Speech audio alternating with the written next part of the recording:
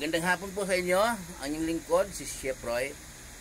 Noong pong bago aristuhin ng ating Panginoong Hesus sa mga taong papatay sa Kanya, nananalangin po siya, kausap niya ang Diyos Ama na makapangyarihan sa lahat.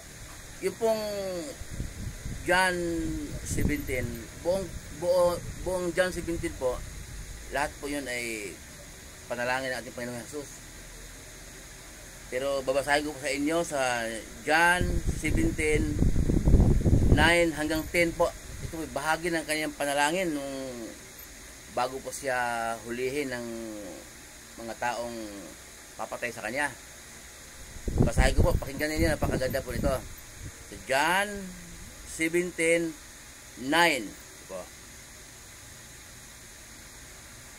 Idinadalangin ko sila, hindi ang sanglibutang ito ang idinadalangin ko, kundi ang lahat ng ibinigay mo sa akin, sapagkat sila'y sayo, ang lahat ng sa akin ay sayo, at ang lahat ng sayo ay sa akin, at nalulhati ako sa pamamagitan nila.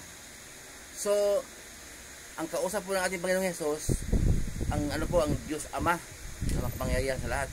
Ang tinutukoy po niya na dinadalangin po niya, ang unang-una pong dinadalangin niya ang kanyang mga alagad. Okay? At damay na po yung mga taong sumasampalataya po sa kanya kahit hindi alagad. So pagka sinaya pong sumasampalataya sa kanya, kahit po sa panahon natin ngayon damay na po tayo kung tayo sasampalataya sa ating Panginoong Hesus. Ang sabi po dito, pakinggan po ninyo. Ama, idinadalangin ko sila. Okay, ang dinadalangin ng Panginoong Hesus, ang hiniling niya sa Ama na iligtas sa masama at yung iligtas sa ng buhay na walang hangga. Yung mga alagad niya at lahat ng sumasampalataya sa kanya. Sabi niya, hindi ang sanglibutang ito ang idinadalangin ko, kundi ang lahat ng ibinigay mo sa akin. Okay? Hindi po ang daigdig na ito ang pinapanalangin ng ating Panginoong Hesus sa Ama na pinakiusap niya, hindi po. Kasi po hindi lahat ng tao naman po ay anak ng Diyos. Mayroong nagkakamali po ng pag-akala. Akala nila lahat ng tao daw anak ng Diyos. May mga nakasulat po na talagang sabi ni Jesus nga ang diablo ang inyong ama. May mababasa po ng ganun.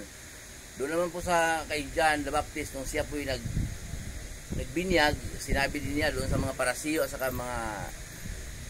mga parasiyo na nakapila at saka mga sidusyo, lahing mga lupong. So hindi pa nga pumila pa nga para magpabautismo sa kanya, nireject na kasi lahi kayong mga lupong. So hindi lahat ng tao po anak ng Diyos. Ayun, biblical po yun. Kaya dito po sinasabi natin Panginoong Hesus, idinadalangin ko sila, Ama, hindi ang sanglibutan ito ang dinadalangin ko, kundi ang lahat ng mga ibinigay mo sa akin. Kasi po, kapag tayo po sumasampalataya kay Hesus, hindi po natin magagawa yon na umunawa ng kanyang salita kung walang banal na espiritu na pinagkaloob sa atin ng Diyos Ama. Okay? Paano magkaroon ng banal na espiritu? Yung iba na po, kusang pinagkalooban ng Diyos upang makapagsalita ng mga salita niya, upang maghayag. Ginamit ng Diyos yon. Kasi nga, mula noon hanggang ngayon ay nagpadala ang Diyos ng mga tao sa lugar upang maghayag ng kanyang salita. Nais ng Diyos na maligtas ang lahat ng tao. Pero kaya nasabi ng Bible na hindi lahat ng tao anak ng Diyos, kasi mayroon talagang ayaw. Pero ganyan ba man, ang Diyos po, nais ng Diyos na maligtas ang lahat ng tao. Nais ng Diyos na ang lahat ng tao makakarinig ng kanyang salita. Kaya sabi po dito, ito maiksi lang po na talata na binasa ko po sa inyo. Pero inuulit ko po, Ama, dinadalangin ko sila, hindi ang sanglibutang ito, hindi ang daigdig nito ang dinadalangin ko, kundi ang mga taong binigay mo sa akin. Mga apostol po kasi, mga apostol ng ating Panginoong Hesus, ang Diyos Ama rin ang nagbigay, nagdala, dinala talaga. Yung iba yung mangingisda, yung iba maniningil ng buwis.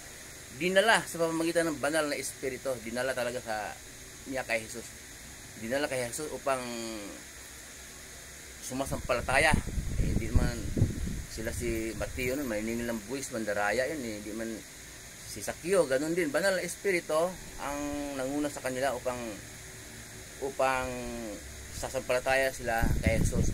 At ang nagpadala ng banal na Espiritu, ang Diyos Ama na makapangyarihan sa lahat. Kaya po ang sabi ni Jesus, hindi ang sanglibutang ito ang idinadalangin ko, kundi ang lahat ng ibinigay mo sa akin, sapagkat sila'y sayo, ang lahat ng sa akin ay sayo. Ang lahat ng sayo ay sa akin. At sa pamamagitan nila, naluwalhati ako. So, dalawa lang po talaga sila. Ang turo po kasi ni Jesus po, nung siya nangangaral, ay hihiling sa Diyos Ama sa kanyang pangalan. Okay? Ang sabi din po niya, siya ang daan at ang katotohanan at ang buhay. Walang makakarating sa Ama kundi sa pamamagitan niya. Sila lang po talagang dalawa. Kasi sabi ni Jesus, ang lahat ng sayo ay sa akin. Ang lahat ng sa akin ay sayo. Yung Ama ang kausap niya. Ang ibig kong sabihin na sila lang talagang dalawa, hindi inutos ni Jesus po, hindi po pinangaral ni Jesus na lumod tayo sa Rebolto, lumod tayo kay Maria, tapos doon tayo humingi ng gabay, doon tayo humingi ng biyaya kay Maria. Hindi po, wala po sa turo ni Jesus. Di ba po, ang turo ni Jesus lang naman ang ating susundin. Yun ang sabi ng Diyos Ama na makapangyarihan sa lahat.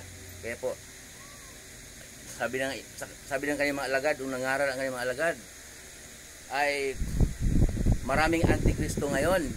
Ang antikristo po ibig sabihin, nagturo ng hindi turo ni Jesus. So, pag narinig po natin na hindi turo ni Jesus ang tinuturo sa panahon natin ngayon, antikristo po yan. Lahat ng turo po ni Jesus, nandito po sa Biblia, mababasa po natin sa Mateo, hanggang aklat ni Judas bago magpahayag.